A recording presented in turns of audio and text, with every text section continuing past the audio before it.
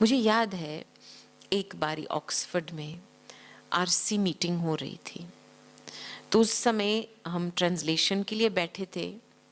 तो दादी always meeting से पहले थोड़ा स्पिरिचुअल रूहान करती थी।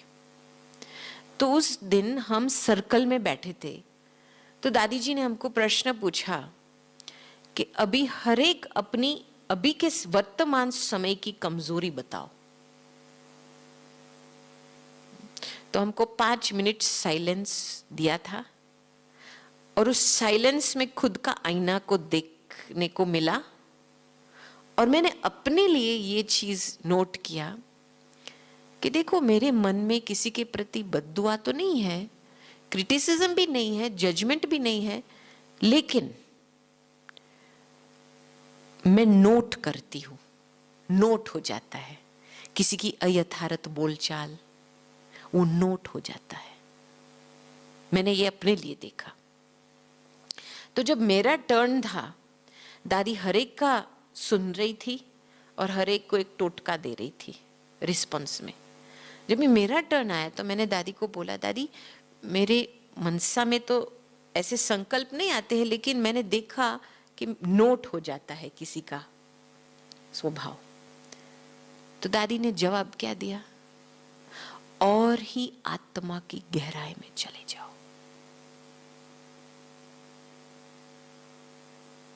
बिल्कुल फ्रीडम है कहां पे? आत्मिक फीलिंग्स में फ्रीडम है, परमात्मा की फीलिंग्स में फ्रीडम है। और अभी हम जो यहां पे बैठे हैं, कौन से कॉन्शियसनेस में बैठे, कौन से भान में बैठे हैं?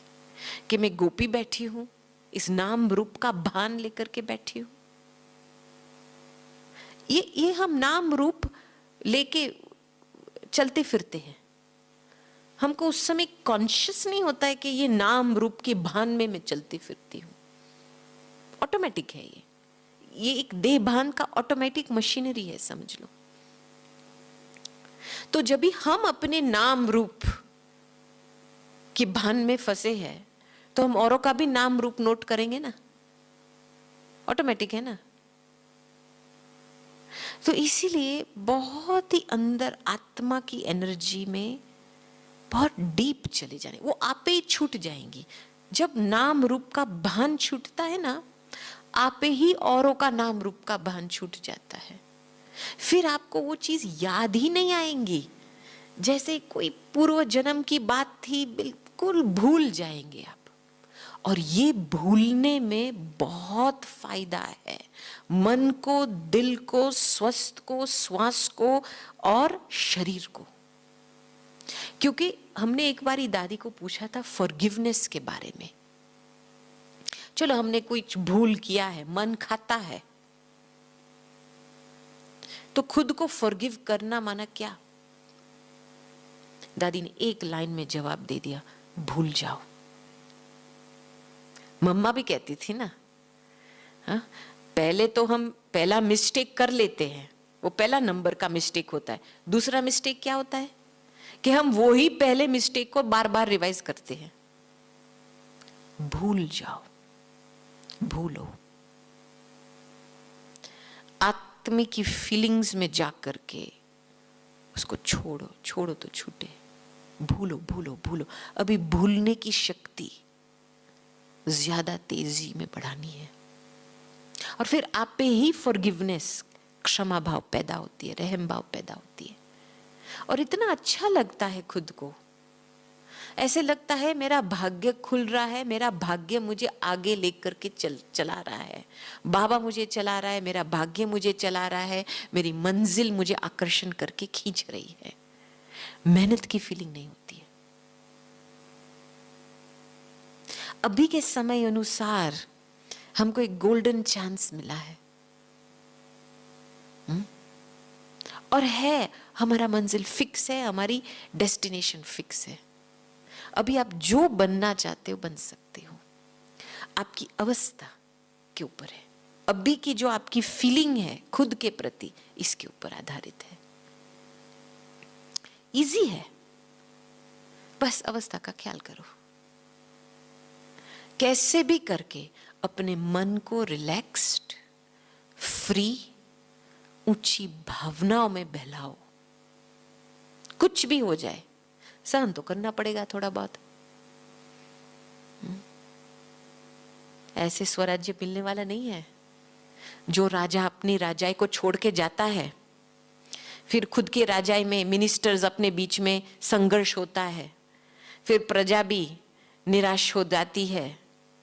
हाँ, तो फिर जब भी वो राजा वापस आएगा तो क्या वो जल्दी स्वीकार करेंगे राजा को? प्रजा स्वीकार करेंगे जल्दी? मिनिस्टर स्वीकार करेंगे जल्दी? नहीं करेंगे ना। राजा को फिर से प्रूव करना पड़ेगा कि मैं राजा हूं। किस आधार से? ज्ञान के आधार से, प्रेम के आधार से, गुणों के आधार से। सहन भी करना पड़ेगा, सुनना भी पड़ेगा। तो यही हमारी राजधानी है ना। यहां पे कुछ तो सहन करना पड़ेगा, पुराने संस्कार, स्वभाव।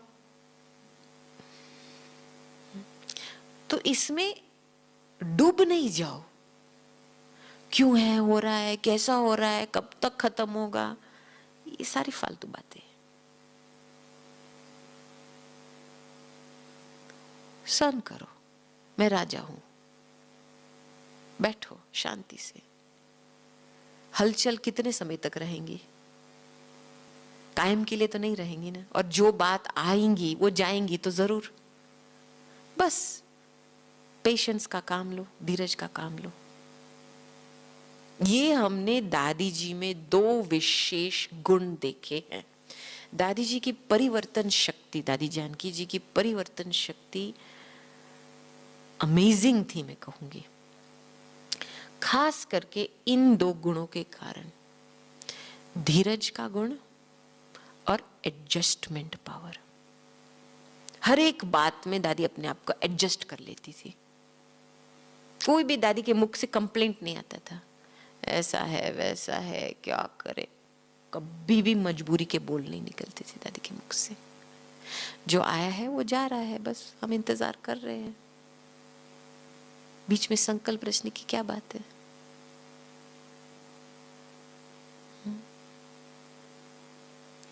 तो वर्तमान समय स्वच्छता, डीप क्लीनिंग चाहिए। अभी बिल्कुल डीप क्लीनिंग।